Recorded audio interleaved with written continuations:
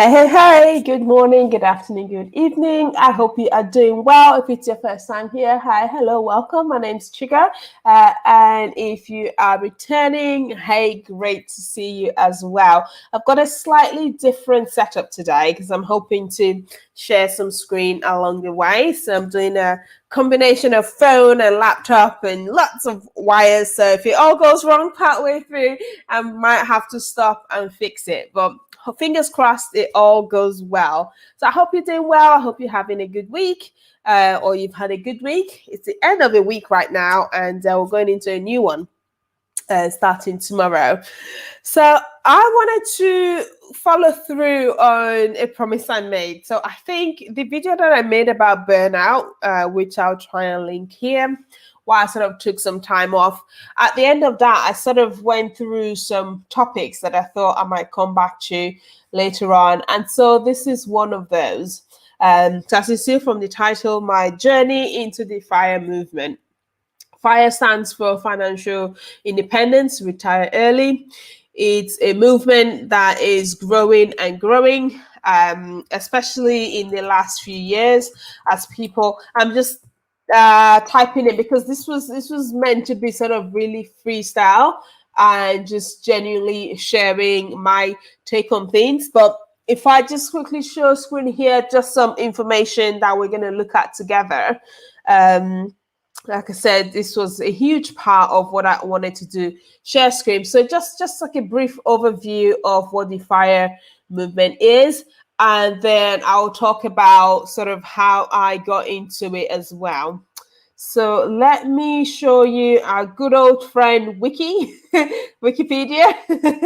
It can be unreliable sometimes, but for a lot of things, it's really good to get just a brief introduction into things. So if you can see this screen here, let me make sure this size is, yeah, hopefully you can see that. Okay, so FIRE, Financial Independence and Retire Early movement is a lifestyle movement with the goal of gaining financial independence and retire early, sort of as the name suggests.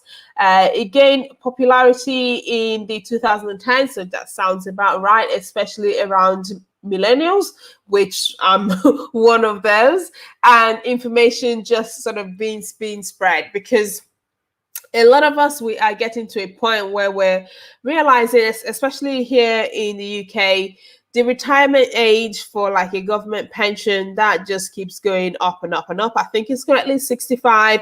I know that in a few years time that's going up to 67 or 68, something like that. I feel like if you're under 40 right now, there could be a lot more change by the time we get there.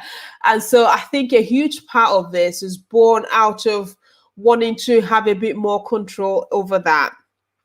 The fact that we are living longer, life is very unpredictable. People are less and less willing to wait until their later years before they can enjoy life. They want to start that much sooner. And I think this is all part of why this is growing at this time. This says here, those seeking to attain FIRE intentionally maximize the saving rate. And if you've listened to me for any length of time, I always say it's not just about how much you make, it's how much you keep. So the amount of money that you're able to retain, that is a huge, huge determining factor on your financial trajectory. Not just about how much you make, if it's all going to be spent. So the objective is to accumulate assets until the resulting passive income provides enough money for living expenses throughout one's retirement years. So I hope that is pretty clear and doesn't need a lot of explanation.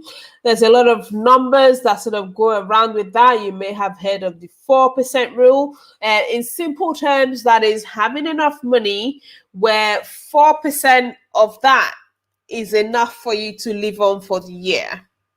So 4% can be taken from what you have in total. So you have enough money put away in the market. It's usually sort of invested, so it's compounding, where you can withdraw 4% of that amount, and that will be enough for the year. Because on average, the stock market in the last 100 years or so has grown by around 7 to 8% per year. Inflation rate roughly around 3%, and so the difference between that 7 and the 3 is sort of 4%, and generally that's how they arrive at that. So having enough saved up where you can withdraw 4% of that, and that will cover your expenses for the year. And a lot of people try to do that by having that total amount being about 25 times the current annual income. Those are just sort of the generic numbers that a lot of people sort of start with and sort of work with. And after you have that, then you then have a choice whether you want to keep working, and if you want to do, you have more option in terms of what that work is, and you can do more of the things that you do out of you enjoy doing it rather than you have to sort of make ends meet. So that is sort of the general overview of the FIRE movement. What that is, if you have some time, go ahead and look up some information.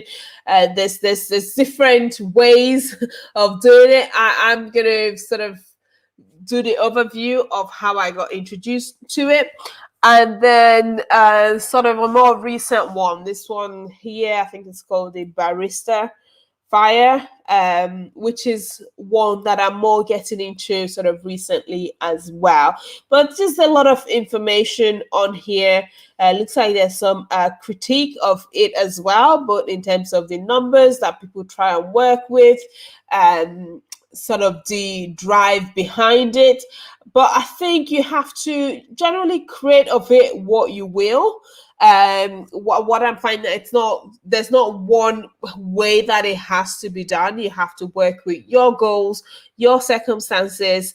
If that is something that is interesting to you, this doesn't surprise me at all. 2020 saw the introduction of dating sites and blogs dedicated to bringing partners that share the FIRE lifestyle together. I might have to look that up.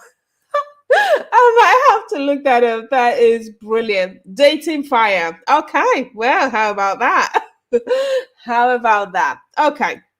So there is that website right there. So for me, let me come back on here to the screen. So if you watch the last video that I made just before this, I talked about how I had debt that I wanted to pay off. I was working on that from last year. It was debt that I took on for business investment and coaching, and I was heavily focused on getting that cleared. And so at the start of the year, and this is something that I think it works really great for me, and try it, see if it works for you as well. At the start of the year, I like to have an extra few days. So I don't like to go back to work the very first day after the New Year's Day or something like that. I like to have a couple extra days there. Those are days for planning and setting intentions for the year before we get back in the hustle and the grind and all of that. And so as I was making those plans for the start of 2021, after the dumbfire the 2020 was, my goodness. So just sitting there and planning ahead to, where I want to go next and what things should look like, what sort of income goals do I have. And so I was just digging through that hole there. The FIRE movement sort of came into the view. And so I started researching, watching videos, people that have done it. A channel that I really enjoyed. They call Our Rich Journey. The starters here is live, so I can edit it out.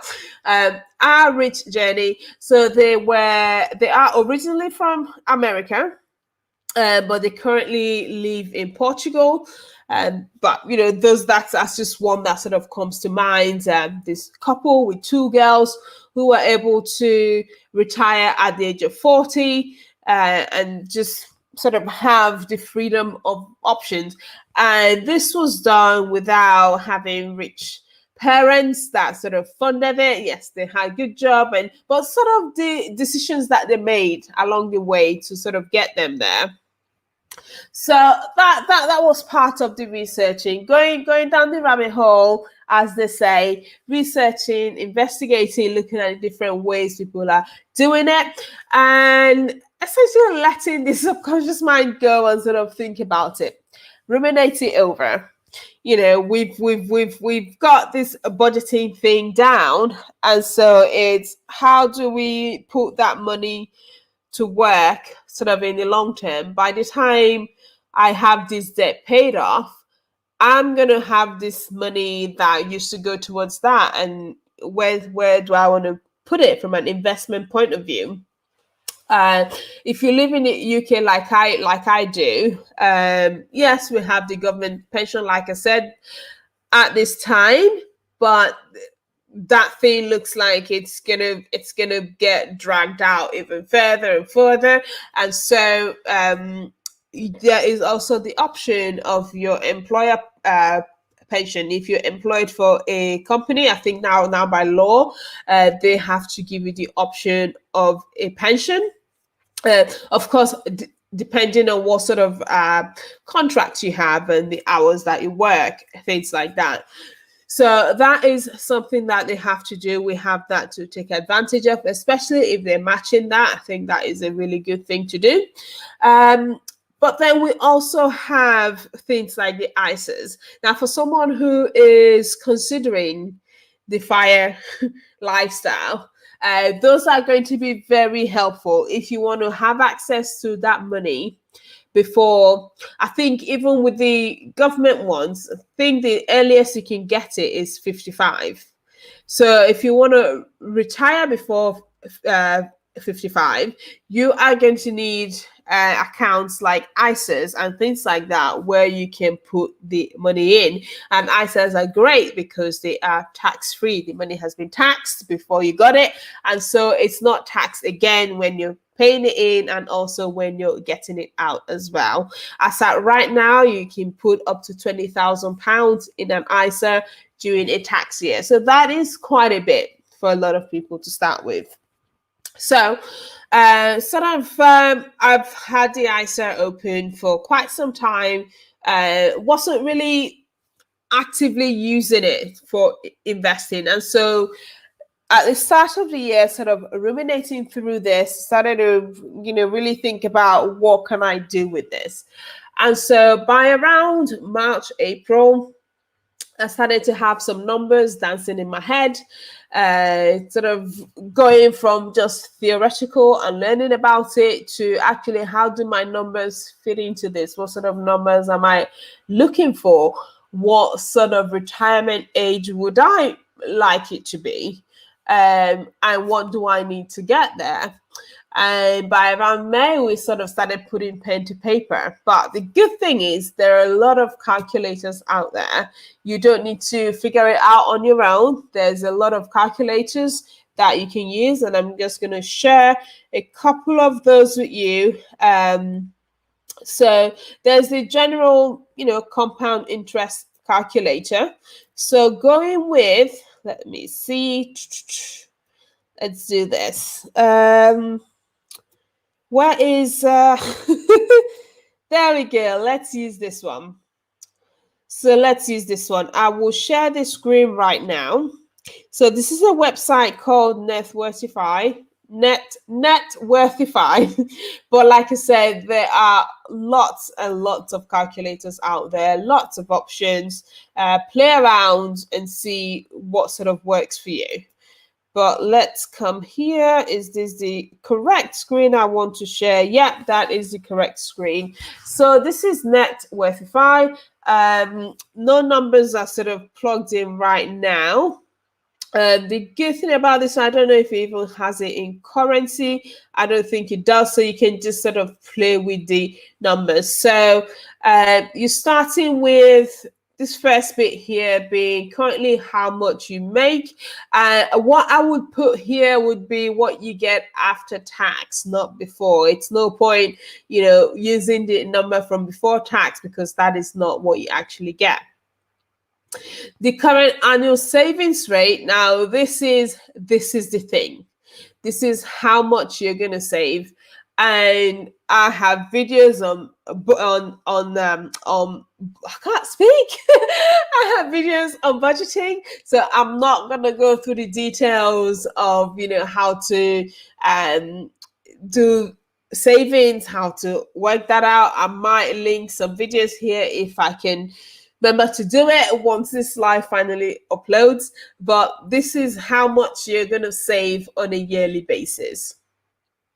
The current annual expenses, that is self-explanatory. How much is costing you right now to cover all your expenses, and from that you can work out what percentage of your money is being saved. So that will be using a combination of all of what we've looked at on the top three: your total annual income, how much you're spending, and how much you're saving as a percentage of what you get after tax. Current portfolio value. So if you already have any savings already, that's what you put there. Annual return on investment. So this is how much you're estimating your investment is going to grow on a yearly basis. So like I said, in general, the stock market has done anywhere between 7 to 8% for decades now. So I feel like that is a safe number to work with. Some people go even higher. I personally wouldn't, but it fluctuates. And then your withdrawal rate, how much you are looking to withdraw. So this is how much of the total that you're going to have, you're looking to use to cover. So that will be how much you need to live on to cover your expenses for the year, and what percentage that is. Okay, and when you plug all of that in, excuse me, you get the number of years that you think you can retire on, and exactly what that number is going to look like. So it's up to you how you want to work it out. You would know what your current annual income is. You will know how much your current expenses are. Now, that might change if you're paying off a mortgage. Once that's paid off, that might mean that your expenses reduce and you don't need as much. And then your annual savings rate as well. So like I said, it's up to you how you want to work it out. So for this one, it might be worth here using how much you think you're going to need to live on during retirement to work out what that number is. So, and just a little note here, to retire in 5 to 10 years, the most important number is not your return on investment, it's your saving rate. Like we've said, it's how much you can keep for yourself to work for you. So let's say annual income. So I think the current sort of average income for the UK, I want to say that's about 28, 29. Let's have a look. Average UK salary in 2021. Of course, averages, this sort of the high end and the top end of that. So I'm seeing here the average is around 29 and a half. Of course, some people will be more, some people will be less than that. So average UK salary, let's do after tax. At this point, you will still be at the 20% tax rate as well. So you will be taxed at 20%. Let's see, how does that break down for tax? You probably can't see what I'm sharing. I'm just trying to work out here. So let's go to salary calculator. If you make that average salary of around £29, £29,000, how much is your take-home pay at the end of that? So I am using a salary calculator here. Assuming you're paying into your pensions, I think at least you have to pay 3 or 4%. So let's factor that in as well to see what you're getting at the end of the month, like what is actually coming to you. So let's say you're getting around 1,890, something like that on average. If all you are contributing towards that is pension. Now, if you have a student loan, that will factor into that as well. So maybe I would just go for 1,800 then.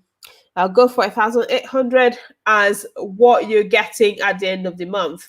And so if we do 1,800 times, no, that's not what I want to do.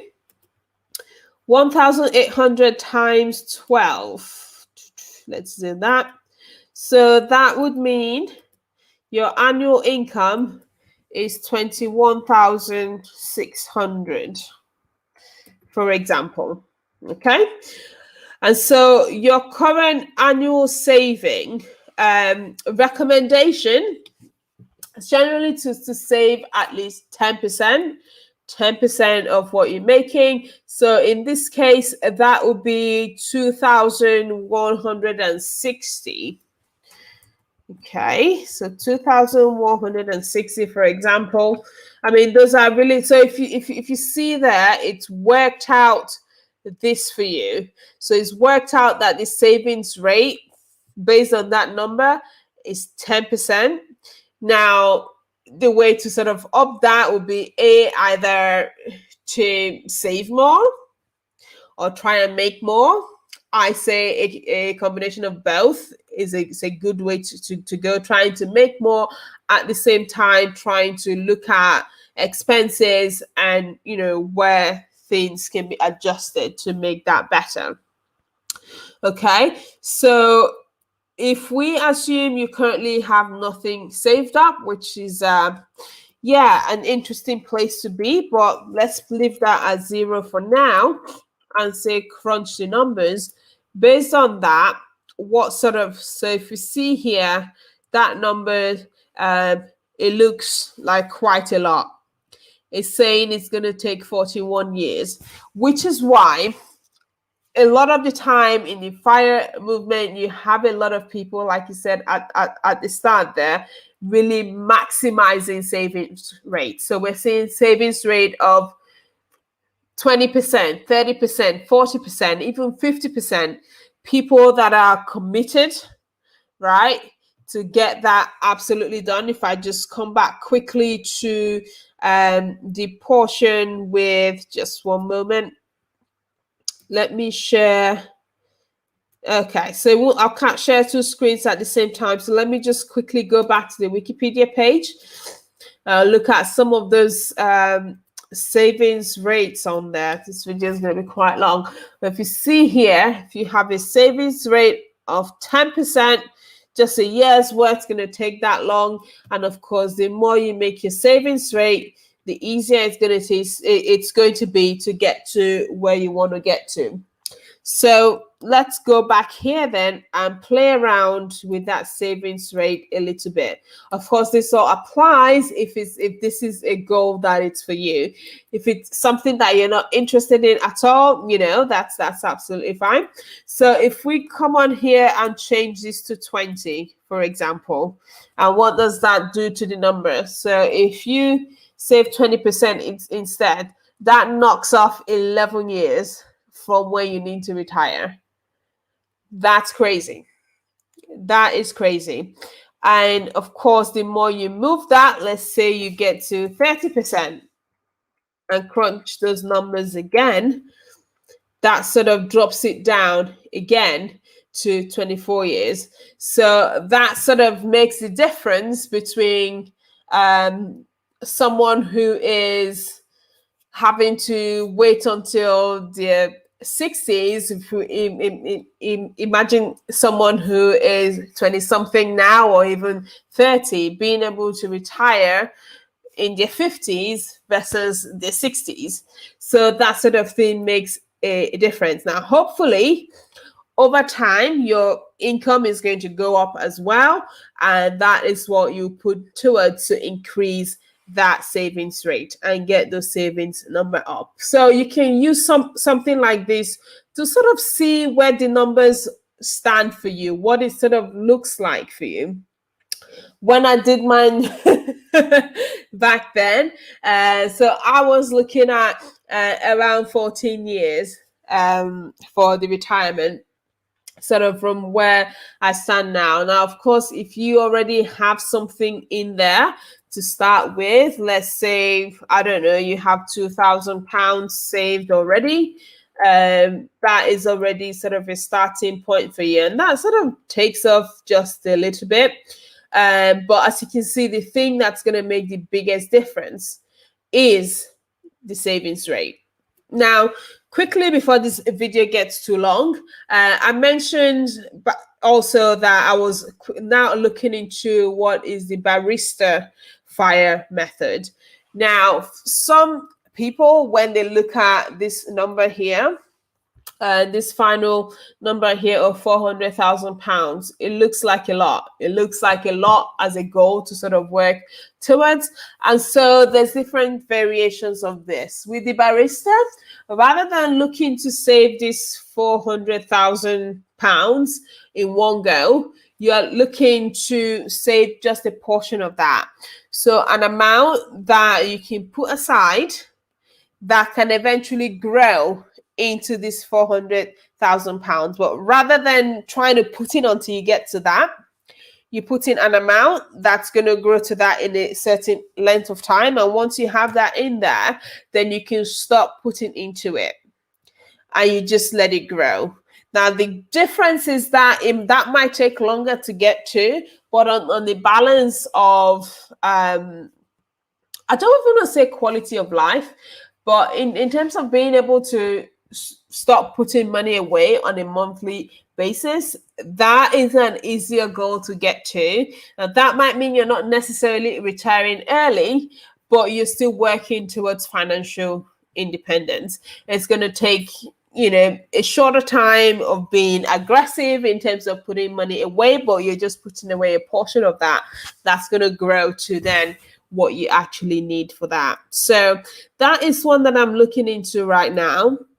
But that's how I got into the fire movement at the start of this year, instead of getting to a point where I set it as a goal for myself. So if it's something that's of interest to you, you know, play around, look at information. There's lots of calculators out there. Look at your numbers and just see if it resonates. I know, you know, this is the budget fairy, and you know, it all sort of ties in with the most important thing is what you're keeping for yourself, where you are telling your money to go. And I feel like money towards your financial independence is a great place for you to tell your money to go, and having the plans in place, seeing how that's going to work out. You know, it really helps to put your mind focused on the goal. So I'm going to try not to go past half an hour. Let me know if this is of interest, if you resonated with this. This is the first time you're hearing of it. If not, are you already working towards it? You know, what are your thoughts? Share and all of that good stuff. So have a great week ahead. I'm going to leave it here. I look forward to your thoughts and your comments, and I will speak to you on the next one. Take care.